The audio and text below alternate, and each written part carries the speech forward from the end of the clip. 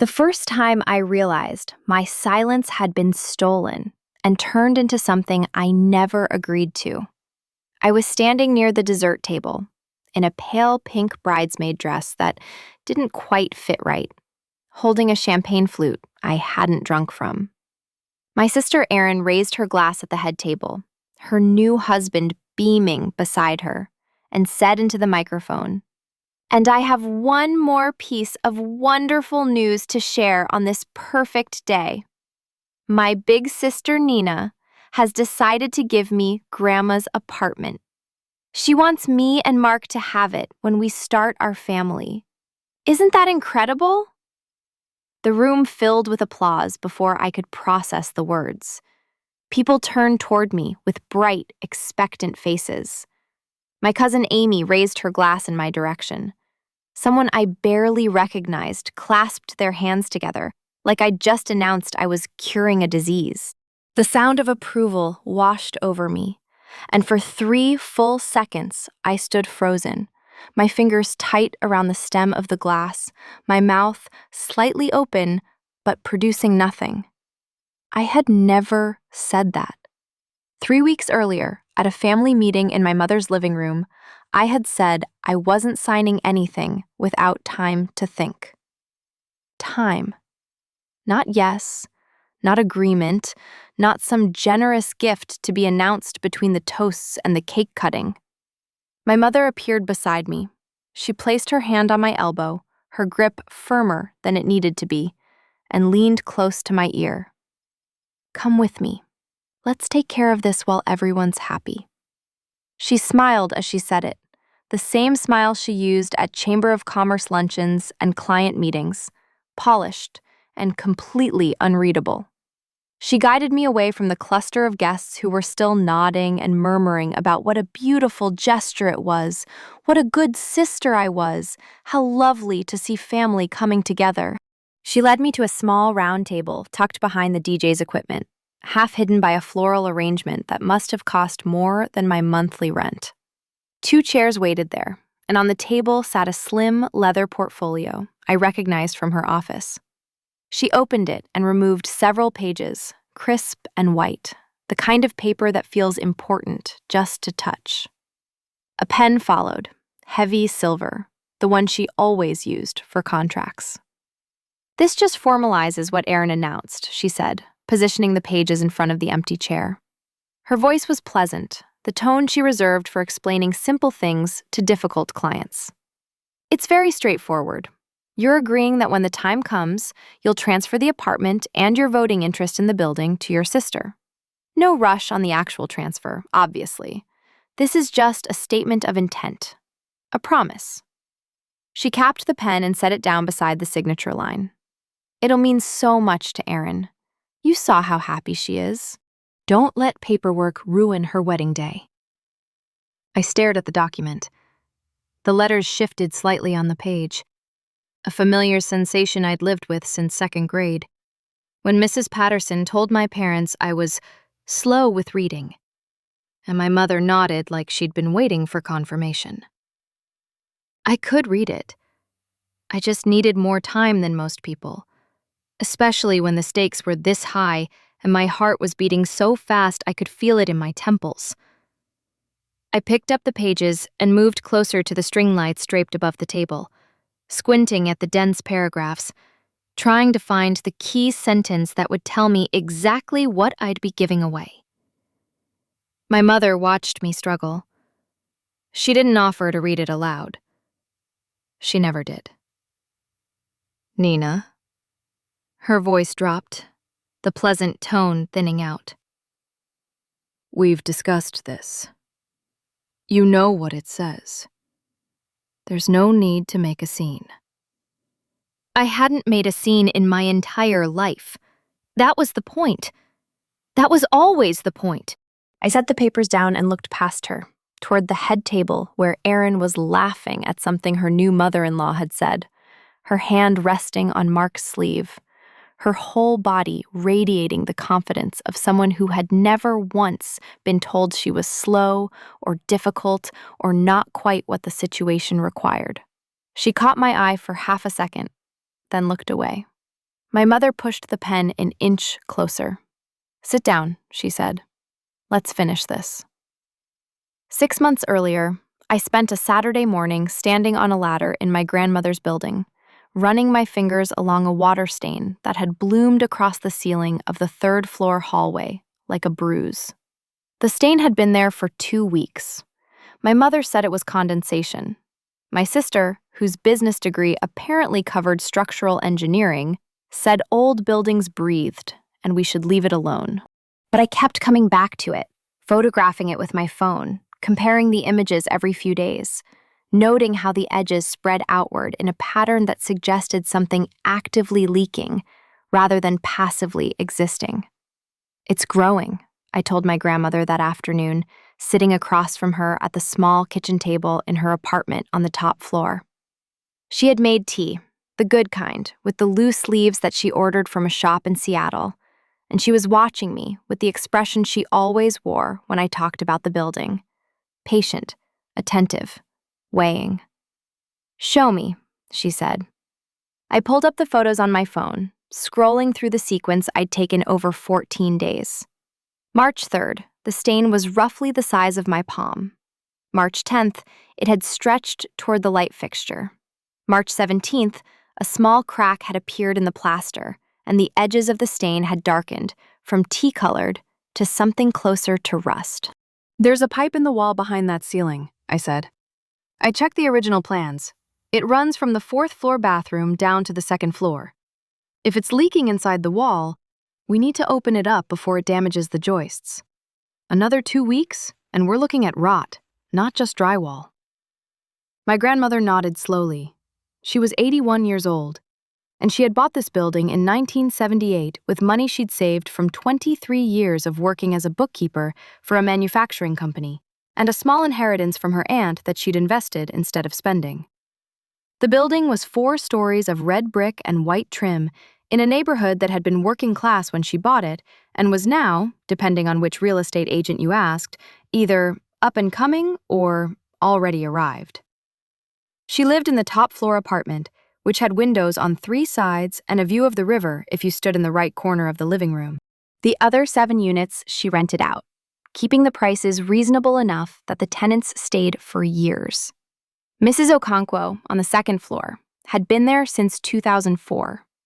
The Delgado family, on the 1st floor, had 2 children who'd been born in the building and now attended the elementary school 3 blocks away. My grandmother had built something steady, and she had done it by paying attention to details that other people dismissed. "Your mother thinks you worry too much about this building," she said, not as an accusation, just a statement of fact. "My mother thinks I should stick to filing and answering phones. Is that what you think?" I looked around the kitchen, at the worn wooden counters my grandmother refused to replace because she liked the patina, at the row of small potted herbs on the windowsill, at the framed photograph of the 2 of us standing in front of the building on the day she'd finished paying off the mortgage. I was 15 in that photo, tall and awkward in a dress my mother had picked out, squinting into the sun. My grandmother had her arm around my shoulder. She looked triumphant. "I think I've spent more hours in this building than anyone except you," I said. "And I think I notice things, that's all." "That's not all," she said. "But it's enough for now. Call Henry and have him open that wall on Monday. Tell him I authorized it. And tell him to save me a piece of the pipe if it's as bad as you think." Henry was the plumber we'd used for 15 years. He answered when I called, and he didn't argue when I described where the problem was. On Monday morning, he cut a section out of the 3rd-floor ceiling and found exactly what I'd predicted: a corroded section of cast iron pipe that had been seeping water into the wall cavity for at least a month. The joists were damp, but not yet compromised. Another few weeks, Henry said, and we'd have been looking at a much bigger problem. My mother stopped by the building that afternoon to pick up some paperwork from my grandmother. She stood in the hallway with her arms crossed, watching Henry's crew clean up the debris. And when my grandmother told her I'd caught the problem early, she nodded in a way that meant she was choosing not to argue. "Well," she said, It's good that someone has the time to worry about pipes. I am 32 years old. I have dyslexia, the kind that makes letters rearrange themselves on the page when I'm tired or stressed or being watched. I was diagnosed late, in 4th grade, after 3 teachers in a row described me as bright but unmotivated and capable of more if she'd apply herself. The diagnosis gave my parents a reason for my struggles that wasn't laziness, which helped, but it also gave them a reason to stop expecting much from me academically, which didn't. I graduated high school with decent grades and no plans for college. My sister Erin, 2 years younger, took AP classes and scored in the 95th percentile on her SATs and went to the state university on a partial scholarship, where she studied business administration and made connections that led to an internship and then a job at a commercial real estate firm downtown. She is beautiful in the way that makes people want to trust her, with our mother's blonde hair and our father's easy smile. And she has never once in her life had to explain why she reads slowly or why she prefers to memorize information rather than reference it in front of other people. I went to work for my mother's company instead, a small property management firm she'd built over 20 years, starting with a handful of residential clients and expanding into commercial leases and homeowner association contracts. My title is Office Administrator, which means I answer phones, process paperwork, coordinate maintenance requests, and generally handle the tasks that my mother considers important but not strategic. I'm good at it. I'm organized and thorough, and I've learned to compensate for my reading issues by developing a memory for details that surprises people. If you tell me the name of a plumber and the date he's scheduled to arrive, I'll remember it 6 months later without checking a file. If a tenant mentions that their hot water pressure has been dropping gradually, I'll connect it to a similar complaint from 3 years ago and suggest checking the pressure regulator before anyone else thinks to look there. But in my mother's eyes, I am still the daughter who struggled through elementary school, the one who needed extra time on tests, the one who couldn't be trusted with anything that required sophisticated judgment. She has never said this directly. She says things like, Mina is wonderful with the day-to-day, and Nina keeps us organized, and we're so lucky to have someone who's happy in a support role. The word support does a lot of heavy lifting in my family. It means I help. It means I'm useful. It means I'm appreciated as long as I stay in my lane. My grandmother saw things differently.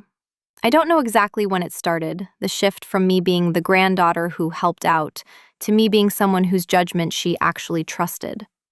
Maybe it was the time I noticed that the roof flashing had been installed backward during a repair and made the crew fix it before the next rainstorm. Maybe it was the years of Sunday afternoons I spent in her apartment, going through her mail, helping her pay bills, listening to her stories about buying the building and fighting off 3 separate attempts by developers to acquire it.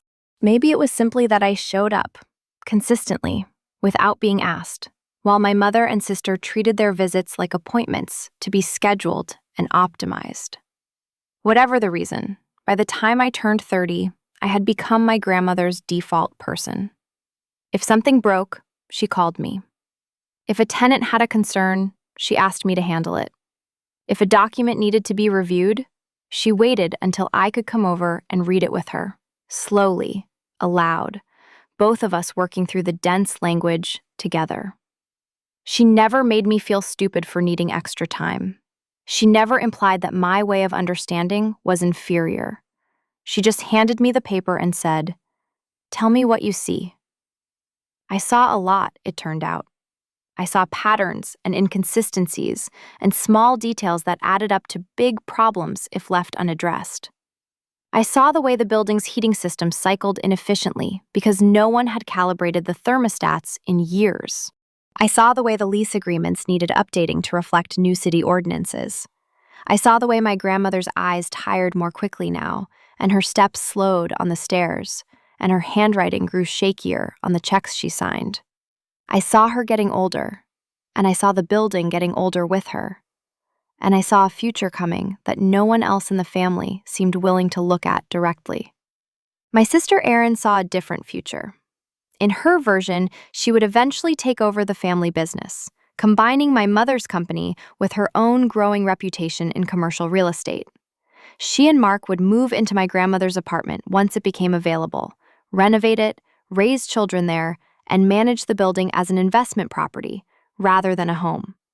She never said this in so many words, but I could read the shape of it in the comments she made about maximizing the building's potential and modernizing the management structure. She loved Grandma, I think, in her way. But she also loved what Grandma had, and she assumed, with the confidence of someone who had never been told no, that she would eventually have it. My mother encouraged this assumption. She saw herself as the natural steward of the family's assets, the one who would guide them into the next generation in an orderly, sensible way. And her vision of orderly and sensible had very specific roles assigned. Erin would inherit and lead. I would assist and support. Everyone would stay in their lanes, and the family would continue functioning exactly as it always had. The problem, of course, was my grandmother, who had her own ideas, and who had been watching us all more carefully than any of us realized. She told me about the will on a Tuesday evening in early April, about a month after the pipe incident.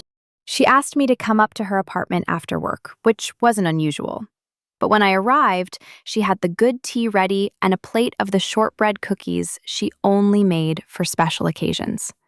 And she was sitting in her armchair with a folder on her lap and an expression on her face that I'd learned to recognize over the years.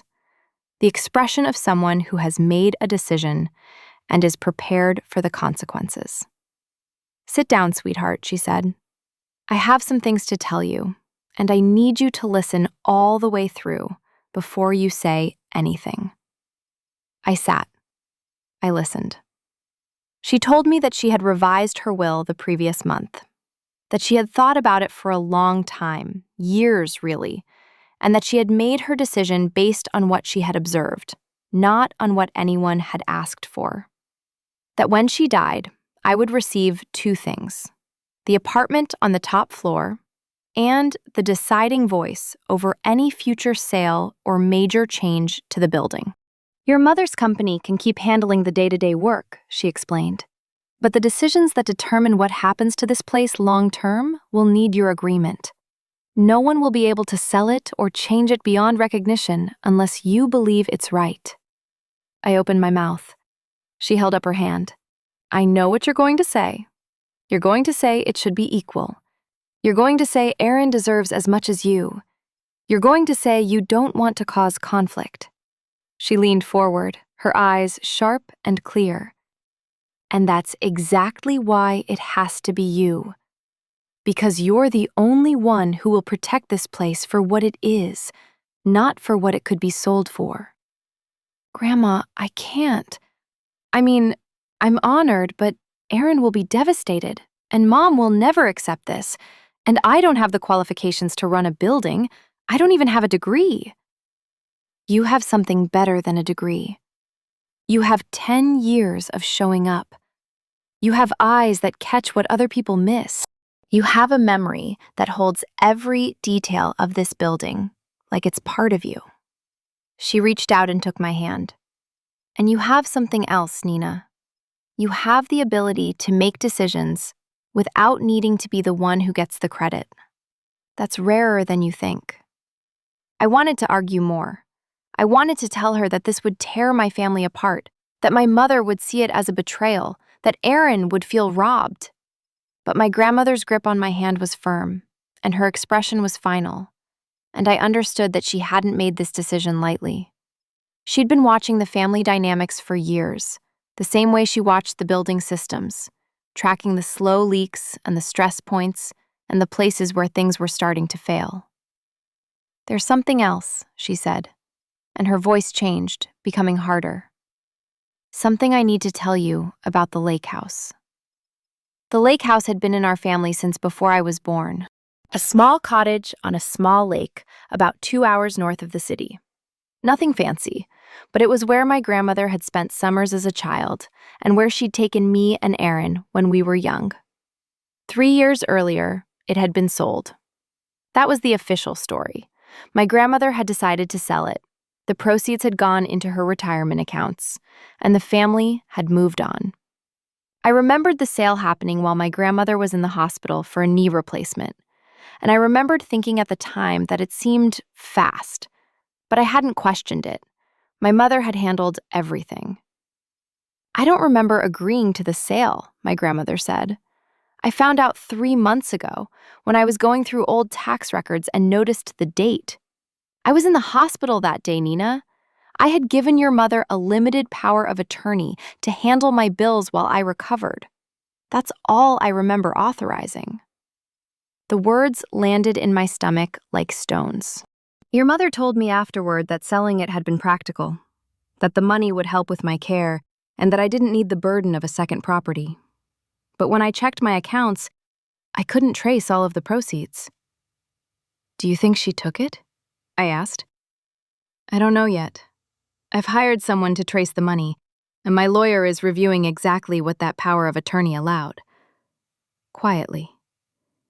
My grandmother's voice was steady, but I could see the anger beneath it. Until they finish, I'm not making accusations. I sat back in my chair. The room felt different suddenly. The familiar walls and windows and potted herbs, now the backdrop to something I didn't know how to process. Part of me still wanted there to be an ordinary explanation. My mother made decisions quickly and defended them afterward as practical. Maybe she had believed the sale was necessary. Maybe she had moved money between accounts and failed to document it clearly. None of that would make it right, but it would make it recognizable. Does Mom know you're checking? Not yet. The report should be finished in the next few weeks. After that, I'll decide what to do. She squeezed my hand. I wanted you to hear about the will from me before I tell your mother. I'm not confused, and I'm not being manipulated. This is what I want. I looked down at our joined hands. She's going to think I asked you for it. She can think whatever she likes, my grandmother said. That doesn't make it true. I didn't tell anyone about the conversation with my grandmother. I went home to my small one-bedroom apartment 6 blocks from the building, and I lay awake most of the night, and I tried to imagine what it would mean to inherit an apartment I'd never asked for, and a responsibility I wasn't sure I could handle. I thought about calling my mother, but I knew how that conversation would go. I thought about calling Erin, but we hadn't had a real conversation in years. Not since she'd started dating Mark, and our relationship had settled into a pattern of polite distance. I thought about doing nothing, letting things play out, hoping the family would find a way to compromise. But I knew my family, and I knew that hoping for compromise was like hoping a pipe would fix itself. 2 weeks later, my grandmother told my mother that she had changed the will and that I would have the deciding voice over the building's future. The next afternoon, my mother called me, her voice tight and controlled, and asked me to come to her house for a family meeting the following evening. Your grandmother has made some decisions that affect all of us, she said. We need to discuss them like adults. The meeting took place in my mother's living room, a space decorated in shades of beige and cream that had never felt particularly welcoming despite the expensive furniture. My mother sat in her usual armchair, the one that faced the door, so she could see everyone who entered. Erin sat on the couch, looking uncomfortable in a way that suggested she'd already been briefed. I took the chair by the window, as far from both of them as the room allowed. My mother wasted no time. Nina, I'm going to be direct with you. She folded her hands in her lap. Grandma has decided to leave you the apartment and the controlling interest in the building. I believe this is a mistake, and I'm asking you to help me fix it. I waited. Erin is getting married in 6 months. She and Mark are planning to start a family. They need space, they need stability, and they need a home that can accommodate their future. You're single, you have a job that suits you, and you've never expressed any interest in living in the building. The apartment should go to Erin. It's the logical choice. And the building? I asked. The building is more complicated. Grandma wants you to have the controlling vote, but you don't have the experience or the education to make those kinds of decisions. Erin does. She works in commercial real estate. She understands property management at a level you simply don't. If you truly care about what happens to that building, you'll let Erin guide it. I looked at my sister. She was studying her hands, her engagement ring catching the light. "Erin," I said, "is this what you want?" She looked up at me, and for a moment I saw something uncertain in her expression, something that might have been guilt. But it passed quickly, replaced by the polished confidence she'd learned from our mother. "I think Mom's right," she said. "I know you've helped Grandma a lot over the years, and I'm grateful for that. But this is a big responsibility. Too big for one person who doesn't have the background. I can handle it. Mark and I can handle it together." "You want me to give up everything Grandma is offering me," I said. "The apartment, the vote, everything." "Not everything," my mother said. "You'll still have your job. You'll still be part of the family business. Nothing about your day-to-day life has to change. We're just asking you to let the more qualified person take the lead." The more qualified person. I'd been hearing versions of that phrase my whole life. Erin was more qualified for the advanced classes, so she got the tutoring budget. Erin was more qualified for the college prep program, so she got the car while I took the bus. Erin was more qualified for the professional track, so she got the mentorship opportunities while I filed paperwork in the back office. And now Erin was more qualified to inherit the building I'd spent a decade maintaining, because she had a degree and a husband and a plan that looked good on paper. "What if I don't agree?" I asked. My mother's expression didn't change, but something in the room shifted. The temperature, maybe, or the pressure, or just my own awareness that I was standing on the edge of something I couldn't come back from.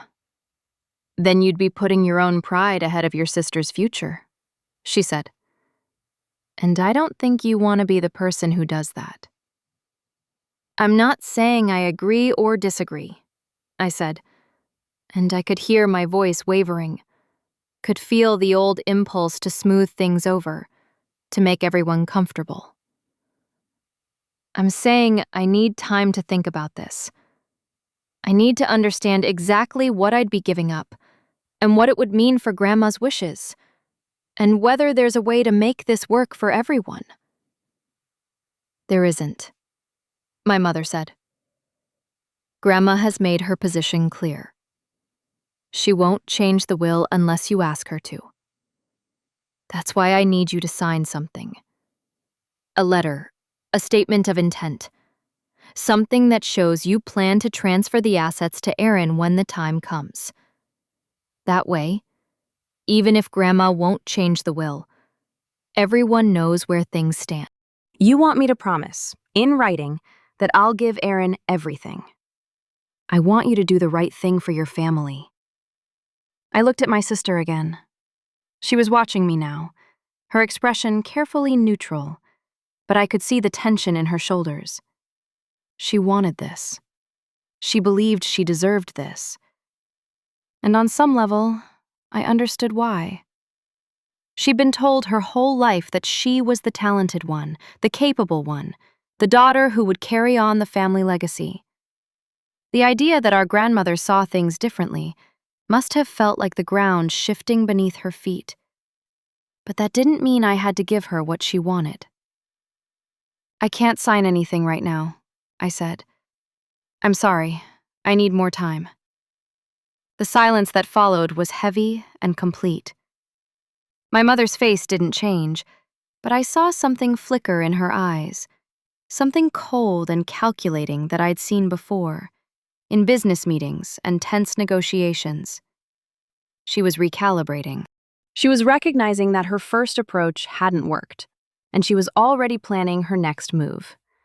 "I see," she said. "Well, I hope you understand what you're choosing."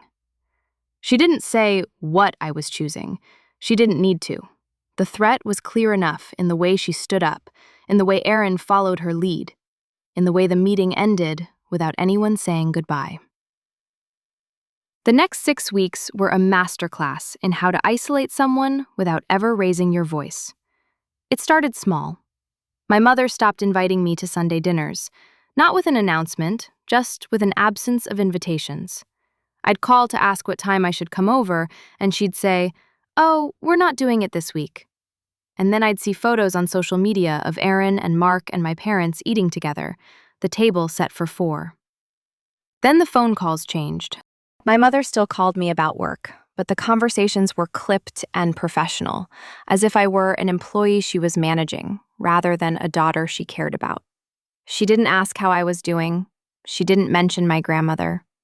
She talked about filing systems and maintenance schedules and the quarterly report that needed formatting.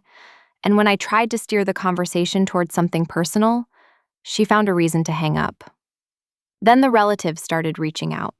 My Aunt Carol called to say she'd heard I was giving your mother a hard time about Grandma's estate. My cousin Amy sent a text that said, "Hey, just wanted you to know I'm here if you want to talk about what's going on with the family. I know it must be hard to see Erin getting so much support right now."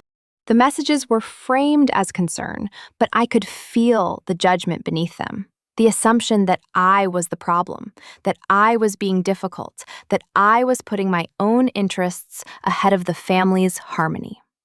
And through it all, Erin said nothing. She didn't call, she didn't text. She let our mother speak for her, the same way she always had. And I realized that my sister's silence was its own kind of weapon. By refusing to engage with me directly, she made it impossible to resolve anything. There was no conversation to be had, no misunderstanding to clear up, no middle ground to find. There was just my mother's narrative, spreading through the family like water through a cracked pipe, and my sister standing in the middle of it, letting it happen. I tried to talk to my grandmother about it, but I held back the full extent of what was happening. She was 81 years old, and she was already dealing with the fallout from the lake house discovery, and I didn't want to add to her burden. I told her the family was upset about the will, which she already knew. I didn't tell her about the systematic isolation, the way my mother was weaponizing the wedding, the way my sister's silence felt like a door closing. I told myself I was protecting my grandmother. In truth, I was protecting myself. As long as my grandmother didn't know how bad things were, I could pretend they weren't happening. I could pretend there was still a way to fix this without everything breaking apart. But things kept breaking. Or rather, things kept being broken by forces I couldn't control. The worst moment came 3 weeks before the wedding, when my mother called a meeting with several of the building's tenants to discuss future management changes. She didn't invite me. She didn't even tell me about it. I found out from Mrs. Okonkwo, who mentioned it casually when I stopped by to fix a sticky window in her apartment. "Your mother said there might be some changes coming now that Erin is getting married," Mrs. Okonkwo said. "She mentioned something about renovating the top floor. Is your grandmother moving out?" I stood there with my hand on the window frame, trying to keep my face neutral. My grandmother hadn't mentioned moving out.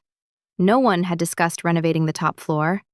But my mother was already laying the groundwork, already telling tenants that Erin and Mark would be taking over, already treating the transfer of power as a done deal.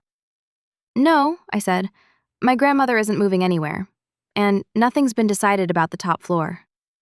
But even as I said it, I felt the weight of what my mother was doing. She wasn't just pressuring me.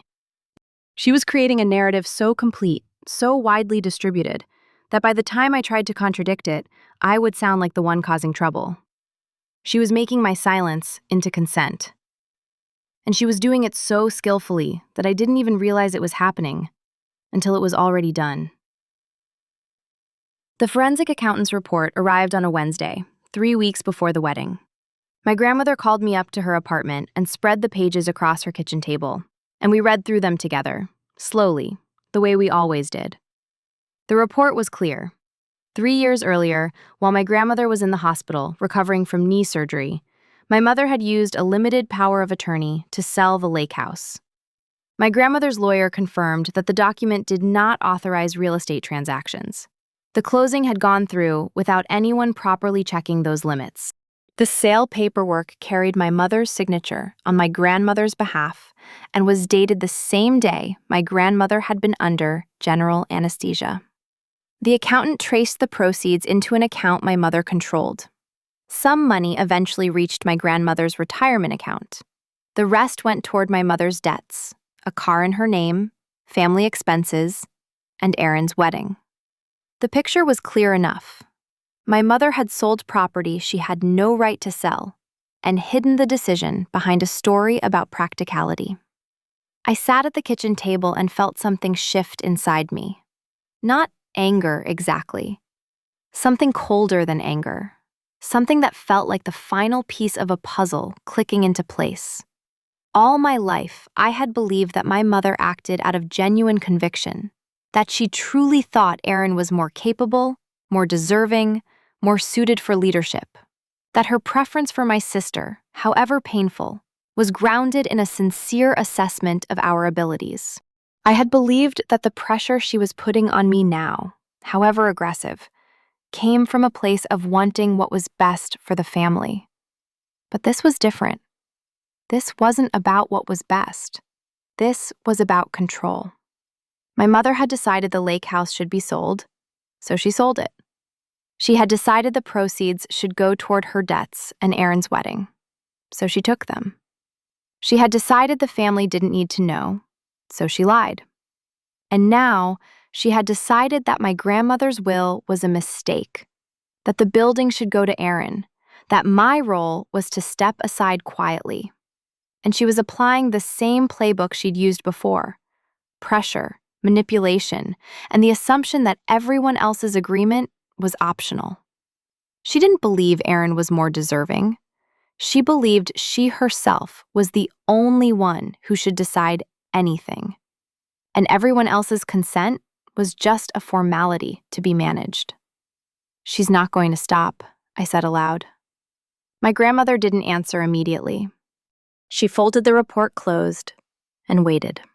I thought about the family meeting, the calls, the missing dinner invitations, and the way my mother was already telling tenants about changes no one had approved.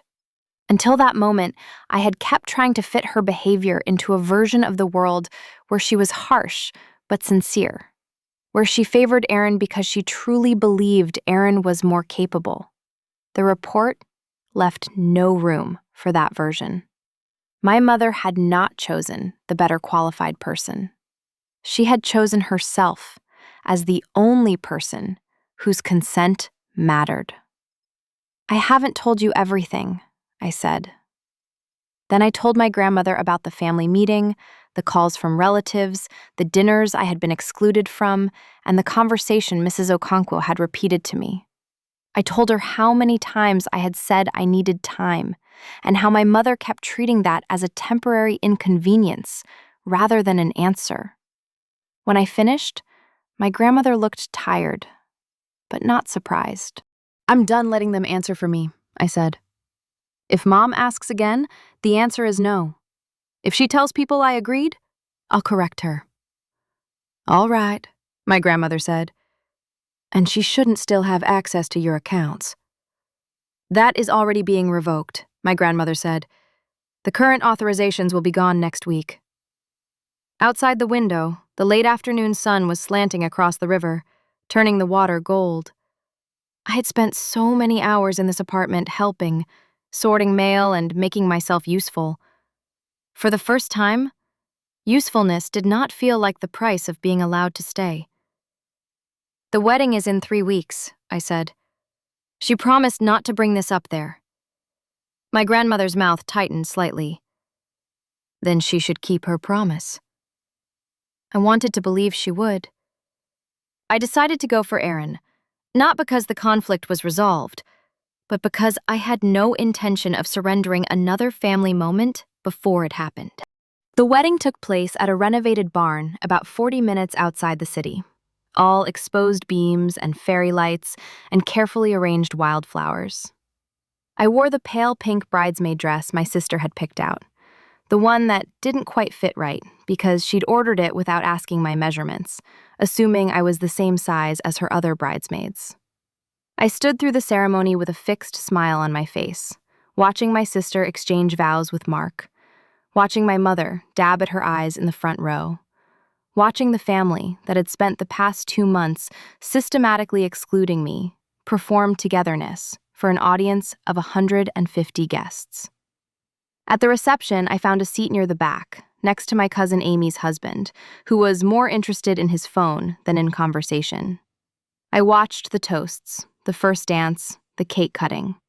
I watched my mother work the room like a politician, touching shoulders, exchanging warm words, building alliances.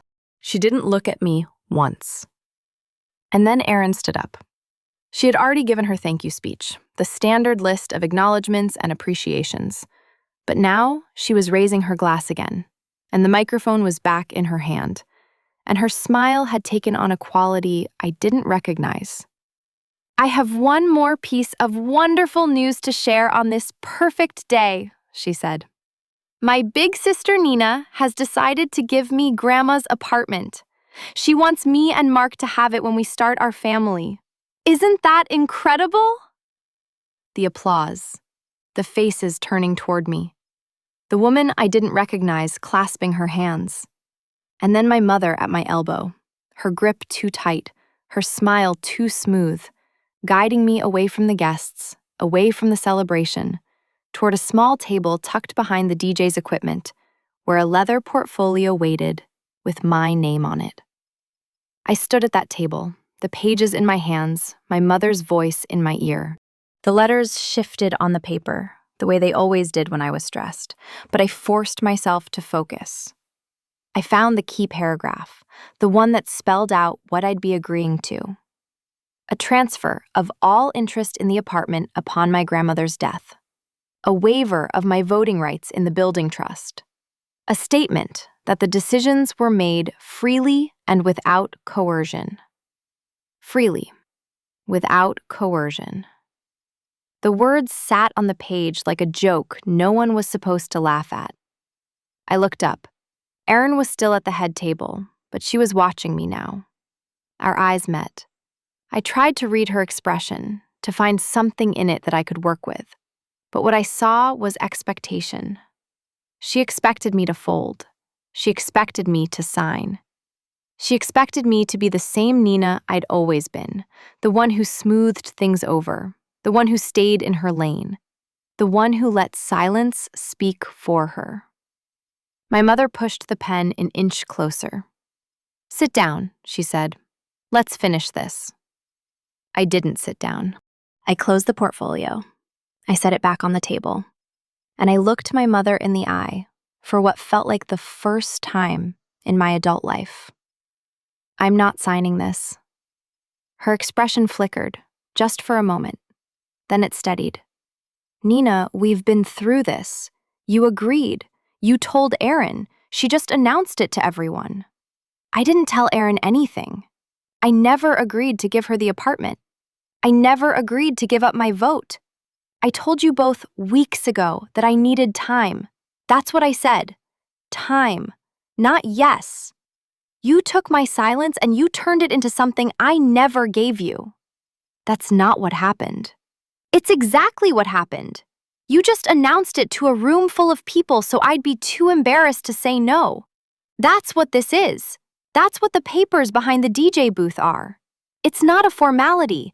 It's a trap." My mother's face hardened. The polished smile disappeared, replaced by something colder. "You're being dramatic. This is a family matter, and it should be handled within the family.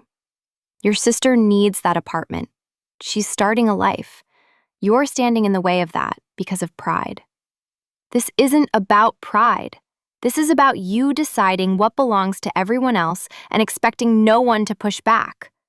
I know what happened with the lake house. Grandma knows too. This is the same thing again. I saw the words land. Her expression didn't change, but something behind her eyes went very still. I don't know what you're talking about, she said. You do, but I'm not discussing it here.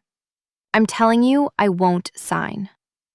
For a moment, the music and laughter from the reception seemed to recede. Then my mother straightened her shoulders and made a choice.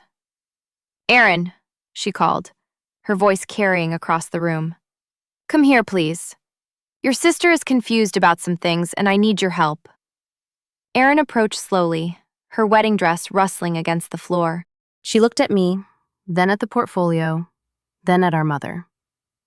I could see her calculating, trying to figure out which side she should be on. Nina says she never agreed to give you the apartment, my mother said. She says we made it up. She's trying to ruin your wedding day, and I need you to tell the truth. Didn't she tell you, when we discussed this as a family, that she was willing to do what was best for everyone? The question was a lifeline, and I saw Erin grab it. She could have said no. She could have said she wasn't sure. She could have said this was a conversation that should happen somewhere else, at another time, without an audience. But she didn't. She looked at me, and I saw her make the same choice our mother had made, the choice to protect the version of the story that benefited her. She said she understood, Erin said, her voice quiet but steady. She said she knew it was the right thing. She didn't sign anything then, but she gave us her word. I stared at my sister, the little girl I'd taught to ride a bike, the teenager I'd covered for when she missed curfew, the woman who had just stood up in front of everyone I knew and lied about me without hesitation. Erin, I said, you know that's not true. It is true. You told us you were okay with it. You're just changing your mind now because you're upset about something else. My mother nodded. There, you see? Even your sister remembers it the same way. I don't know what's going on with you, Nina, but this is not the time or the place. Sign the papers. We can discuss the rest later. She pushed the portfolio toward me again. The silver pen glinted under the string lights. And something in me, something that had been holding on to the hope that this could be fixed, that my family could still be a family, finally let go. No. The word came out clear and quiet, quieter than I expected. But it was enough. No, I said again. I'm not signing anything. Not now, not ever. You can tell the guests whatever you want. You can tell the family whatever you want. But I am not giving away what Grandma chose to give me. And I am not going to pretend that you have the right to decide what happens to it. My mother's face tightened. You're going to destroy this family. I'm not the one who announced a promise I never made. I looked at Erin. And I'm not the one who just confirmed a lie because it was easier than telling the truth. Erin flinched. For the first time, I saw something other than certainty in her face. Guilt, maybe. Or fear. Or both. My mother took a step toward me, and I saw her preparing to escalate, to raise her voice, to bring the full weight of her authority down on this moment. But before she could speak, another voice cut through the tension. That's enough.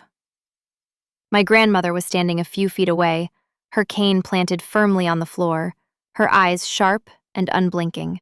She was wearing the blue dress she'd bought for the wedding, the one she'd shown me 3 weeks earlier. And she looked every inch the woman who had built a life out of nothing but determination and patience. I've been listening, she said, and I've heard enough. My mother turned, her composure cracking for the first time. Mother, this is a private family discussion. It doesn't concern you. It concerns my building, my apartment, my will, and the granddaughter you are trying to pressure into signing away what I chose to give her. My grandmother stepped closer, her cane tapping against the floor. I made that decision with a clear mind. Nina never asked me for the apartment, and she never pressured me. That's not, you no longer have permission to speak or act on my behalf, my grandmother said. The lake house is being handled separately. It will not be handled here. The words hung in the air. My mother stood rigid, fury held behind a face she was still trying to control. Erin gripped the back of a chair. I looked at my grandmother, then back at the closed portfolio. She had not made my choice for me. She had only refused to let my mother rewrite hers. I'm the one who knows what that building needs, because I've been the one paying attention, I said. I turned to my sister. You knew I never agreed. I don't know what our relationship looks like after this. And then I walked away, past the DJ booth, past the flower arrangements, past the guests who were still laughing and dancing on the other side of the room, unaware of what had just happened. I walked out the side door of the barn and into the cool evening air, and I stood there for a long time, breathing. The aftermath was quieter than I expected. The wedding ended, the guests went home. My mother called me twice the next day, then stopped calling. Erin sent a text that said, I don't know what happened last night, but I'm so hurt by what you did. I didn't respond. I didn't know how to respond. The lie she'd told was still too fresh, the memory of her voice too clear. I'm not sure what I said, but she gave us her word. My grandmother followed through. The power of attorney was revoked, the accounts were secured, and the lake house matter went to her attorney. Whatever happened after that was between my mother and my grandmother. I wasn't part of it, and I didn't want to be. The building continued to need things. The pipe Henry had repaired needed a follow-up inspection. The roof I'd been worried about needed an estimate. The Delgados needed to know about their lease. I handled all of it, the way I always had, except now I wasn't doing it in the background. Now I was doing it with my grandmother's explicit authority, with my name on the paperwork, with a role that wasn't defined by my mother's limitations. It wasn't glamorous. I didn't get a promotion or a raise or a new title. I went to my office job 4 days a week, and I spent my evenings and weekends at the building, tracking maintenance, managing vendors, working through the long list of repairs and improvements that had been deferred for years because no one else had noticed them accumulating. My grandmother paid me for the hours, a reasonable rate that she insisted on, and I deposited the checks in my savings account and tried not to think about what it meant that my own family had never offered to compensate me for a decade of the same work. My mother and I didn't speak for 2 months. The silence felt, at first, like a wound. Then it felt like a reprieve. I hadn't realized how much energy I'd been spending on managing her expectations, anticipating her criticisms, trying to stay small enough to avoid her attention. Without that constant pressure, I found myself breathing differently, sleeping better, thinking more clearly. Erin and I had one real conversation, about 6 weeks after the wedding. She showed up at my apartment, unannounced, which she had never done before, and stood in my doorway looking smaller than I remembered her. "Can I come in?" she asked. I let her in. I made tea. We sat on my secondhand couch, and for a long time, neither of us said anything. "I knew it wasn't true," she said finally. "What I said at the wedding. I knew you never promised anything." Mom had built the whole day around that announcement, and Mark's family was there, and the apartment had already started to feel like part of the life I was supposed to have. She looked down at her hands. Telling the truth would have cost me something, so I didn't. "You didn't ruin everything," I said. "You just chose her, like you've always chosen her." "That's not fair." "It's completely fair. You've known for years how Mom treats me. You've watched her dismiss me, undermine me, use me, and you never said anything. You never stepped in. You let it happen because it benefited you." She was crying now, silent tears tracking through her makeup. "I know, and I'm sorry. I want to do better. I don't know how, but I want to." I looked at my sister, the golden child, the one who had been handed everything and still found a way to see herself as the victim. And I felt something complicated. Not forgiveness, not yet, but not hatred either. Just a tired recognition that she was trapped in the same system I was. She had just been on the better end of it. "I'm not going to pretend it didn't happen," I said. "And I'm not going to trust you just because you showed up once and cried. But if you actually want to do better, I'll leave the door open. That's all I can do." She nodded, wiped her eyes, and left a few minutes later. I stood at my window and watched her drive away, and I wondered if things would ever be different between us, or if some patterns were too deep to change. In late October, 4 months after the wedding, my grandmother and I stood together on the second floor of the building, looking at a section of wall that had just been opened for repairs. "The joists are in better shape than I expected," I said, shining a flashlight into the cavity. "Henry says we caught this one early. Another year, and we'd have been looking at structural work." "Good," my grandmother said. She was leaning on her cane, but her eyes were sharp, tracking the details the way they always did. "What about the roof?" "Estimate came in yesterday. It's higher than we budgeted, but I think we can negotiate. The flashing is the main issue. The shingles are okay for another few years." She nodded. "Write up a summary for me. I want to review it before we sign anything." "I will."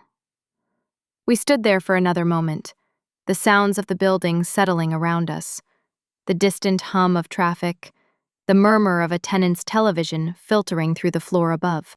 This building had been my grandmother's life's work, and now it was becoming mine too, in a way I hadn't fully understood until recently. "I have something for you," my grandmother said.